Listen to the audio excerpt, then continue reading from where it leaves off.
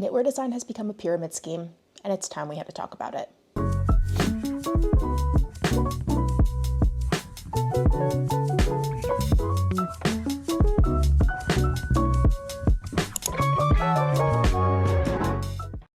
Prior to social media and the internet, it used to be that to access knitting patterns, you would have to buy a physical book. And then the internet came about, and it entered the world of knitting. The internet meant that independent individuals could design knitting patterns without needing an in-between of a publishing company or a yarn brand. They could just come up with one on their own and sell it to other knitters online. I think for a while, this was a really amazing world. Designers like Isolde Teague and Joji Locatelli and Cookie A, who were publishing amazing debut patterns on websites like Knitty and just wowing knitters across the country and the globe with their skills. You could be sure that you were going to be surprised and delighted by the thought and care that went into that pattern, and the experience was going to be a good one. But as Instagram started to become more popular, priorities in the knitting world shifted. Instead of focusing on creative constructions, new innovative techniques and designs, now there was a priority on aesthetics. And we started to see a shift toward the same camel-colored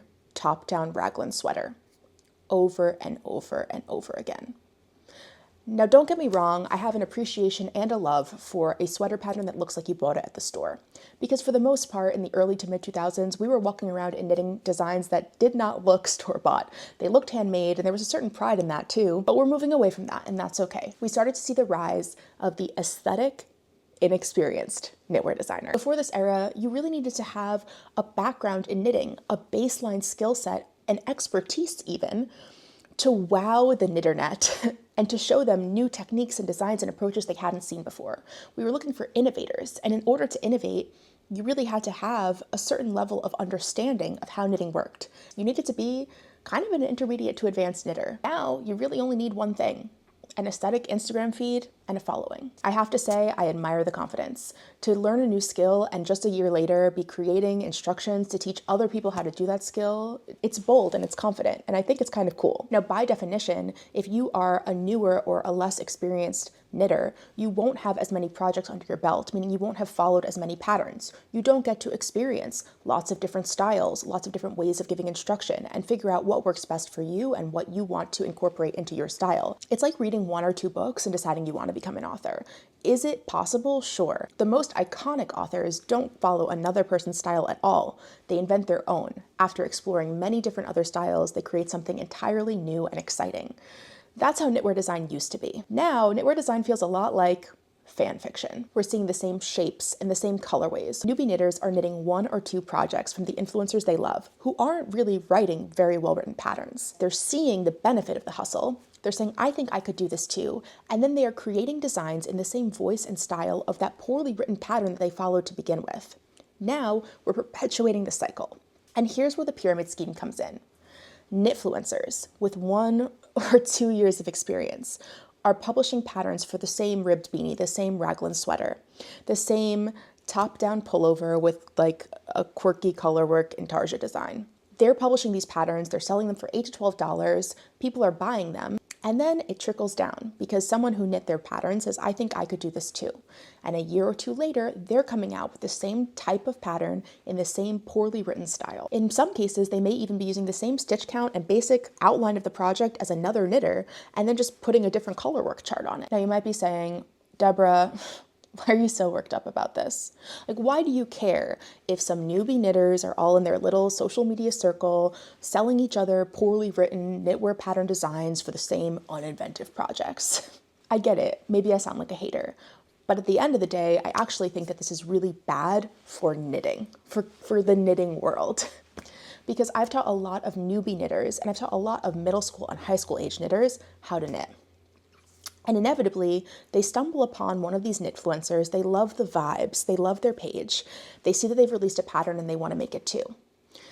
And when they purchase that pattern with their hard-earned money and download the pattern and look at it, it's confusing. It's frustrating. But that newbie knitter doesn't think to question that knitfluencer that they love. The newbie knitter says, man, I'm really bad at knitting. This is hard for me.